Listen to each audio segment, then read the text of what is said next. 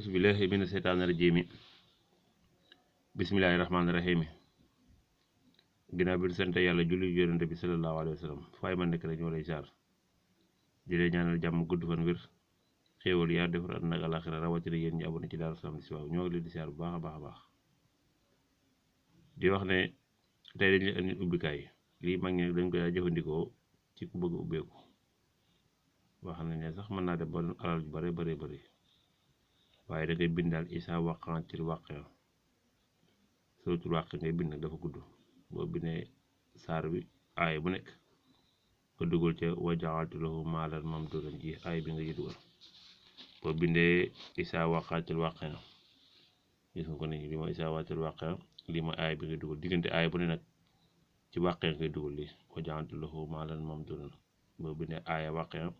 dugal wa ja'altu lahu maalan mamduudan ba keroog saar yu jeex. boo ko defee nga wut ruusiti tëgg wurus nga wut suufu jumaa nga wut suufu marché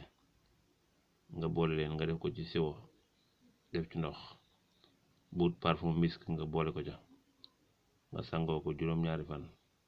incha allah rabbi da nga ubbeeku te tamit baax na lool ci ubbeekukaay kon ñëw leen ziar leen ñaanal jàmm gudd fan wér gu yaram xéwal gu defar àddina ak àllaaxira wasalaamaaleykum wa rahmatulahi taala wa barakaatuhu